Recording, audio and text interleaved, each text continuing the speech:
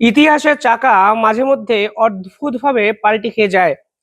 যে দেশ গোটা বিশ্বের জ্বালানি সংকট মেটাতো, আজকে সেই দেশ লাগাতার হামলার ফলে নিজেরাই প্রধান জ্বালানি সংকটের মুখে দাঁড়িয়ে আছে।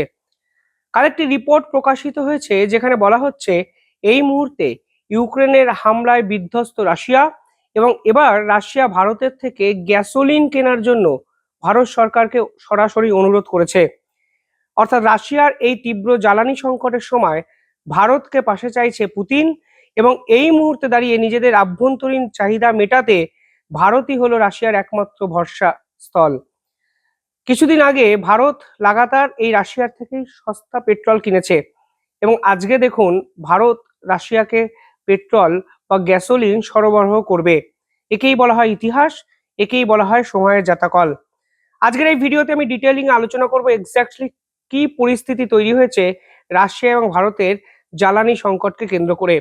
ভিডিওটি শেষ অবধি দেখবেন।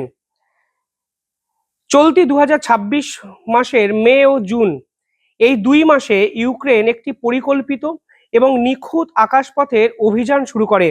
তাদের মূল টার্গেট ছিল রাশিয়ার অর্থনীতির লাইফলাইন তেল শোধনাগার বা অয়েল রিফাইনারিগুলো। মে মাসে মোট 16টি এবং জুন মাসের মাঝামাঝি সময় আরও 6টি বড় শোধনাগারে আঘাত হানে ইউক্রেন। ফলাফল কি হয়? রাশিয়ার তেল প্রক্রিয়াজাত বা অয়েল প্রসেসিং ভলিউম গত 2 দশকে সর্বনিম্ন স্তরে নেমে যায়। আন্তর্জাতিক সংবাদ সংস্থা রয়টার্স যে তথ্য দিয়েছে তা কিন্তু অত্যন্ত চমকপ্রদ। এই হামলায় রাশিয়ার জাতীয় গ্যাসোলিন বা পেট্রোল উৎপাদন এক ধাক্কায় 25% কমে গেছে। অর্থাৎ ইউক্রেন এবং তার পিছনে নিঃসন্দেহে ডোনাল্ড ট্রাম্পের আমেরিকা আছে, তারা যুগ্ম হামলায় রাশিয়ার অর্থনৈতিক মেরুদণ্ডকে কার্যত ভেঙে দিয়েছে মে ও জুন মাসের মাঝামাঝি সময়ের মধ্যে, যেখানে প্রায় 25 থেকে 30টি অয়েল রিফাইনারি ঢুকছে। এই সহজ অঙ্কটি আরো ভালো করে ডিটেইলিং এ যদি আপনারা বোঝার চেষ্টা করেন তাহলে দেখবেন রাশিয়ার প্রতিদিনের যে আভ্যন্তরীণ তৈল সংকট বা পেট্রোলের চাহিদা তা কিন্তু কোনোভাবেই মিটছে না বর্তমান সময়ে। এই মুহূর্তে আভ্যন্তরীণ পেট্রোলের চাহিদা প্রায় রাশিয়াতে 1,10,000 টন, কিন্তু ড্রোনের আঘাতে শোধনাগারগুলো পঙ্গু হয়ে যাওয়ায় রাশিয়ার বর্তমান দিনে উৎপাদন কমে দাঁড়িয়েছে 85,000 টন। অর্থাৎ প্রতিদিন 25,000 টন পেট্রোলের ঘাটতি তৈরি হচ্ছে, যা কিন্তু মেটানো কার্যত অসম্ভব। এই ঘাটতির পরিমাণ শতাংশের হিসাবে প্রায় 20%। রাশিয়া এতদিন প্রতিবেশী বেলারুস থেকে মাসে 1 লক্ষ থেকে 1.5 লক্ষ টন জ্বালানি আমদানি করত, এবং এই পার্টিকুলার যদি চাহিদা মেটানোর জন্য তারা তাদের দিনের পর দিন বেলারুশকে পাশে পেয়েছিল।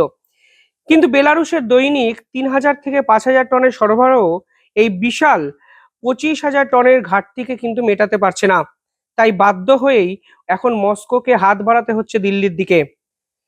ইউক্রেন যুদ্ধ শুরুর পর থেকেই পশ্চিমাদের নিষেধাজ্ঞাকে বুড়ো আঙুল দেখিয়ে ভারত ক্রমাগত রাশিয়ার থেকে সস্তা অপরিশোধিত তেল কিনেছে। 2025 সালে ভারত দৈনিক 15 লক্ষ থেকে 20 লক্ষ ব্যারেল রাশিয়ান তেল আমদানি করেছে, যা 2026 জুন মাসে এসে রেকর্ড 26.6 লক্ষ ব্যারেলে গিয়ে ঠেকেছে। এখন ভারত কিন্তু রাশিয়ার একক বৃহত্তম ক্রেতা।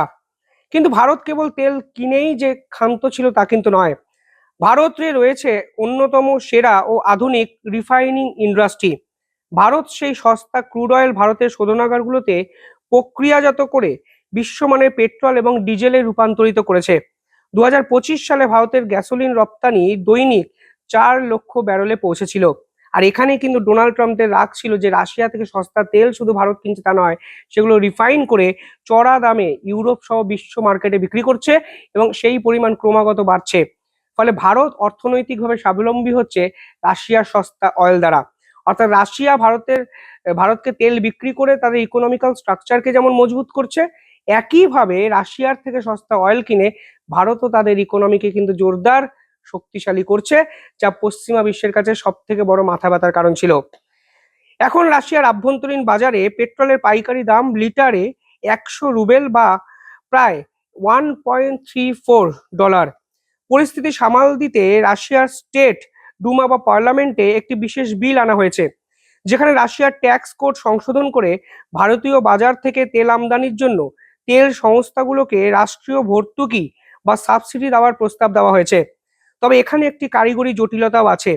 ভারতে পেট্রোলে প্রায় 20% ইথানল মেশানো থাকে, যেখানে রাশিয়ায় অনুমোদিত মাত্রা 10%। কিন্তু এই সংকটের তীব্রতা এমন চরম জায়গায় পৌঁছেছে যে রাশিয়া এই ইথানলের নিয়মটাকেও কিন্তু শিথিল করতে বাধ্য হয়েছে। এই সংকট কেবল সাধারণ গাড়ির জ্বালানিতেই সীমাবদ্ধ নেই, এর আঁচ লেগেছে রাশিয়ার বিমান খাতেও।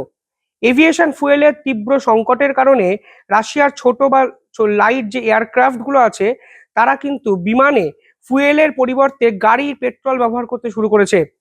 মস্কো, সেন্ট পিটার্সবার্গ এবং আরো গুরুত্বপূর্ণ শহরগুলোতে বড় বড় ফুয়েল রিফাইনাররা গ্রাহক প্রতি জ্বালানি বিক্রির উপর একটি নির্দিষ্ট নির্ধারণ সীমা কিন্তু লাগিয়ে দিয়েছে। ফলে আপনি চাইলেই অতিরিক্ত জ্বালানি মেটানোর জন্য তেল বা পেট্রোলিয়াম কিনতে পারবেন না।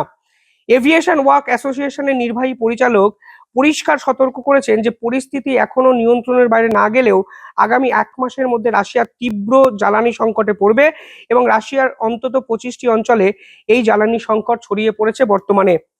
আর আজকের দিনে দাঁড়িয়ে রাশিয়া সেই ভারতের পাশেই যেভাবে দাঁড়িয়েছিল, ভারতই এখন সেই রাশিয়ার পাশে কিন্তু দাঁড়াতে চাইছে।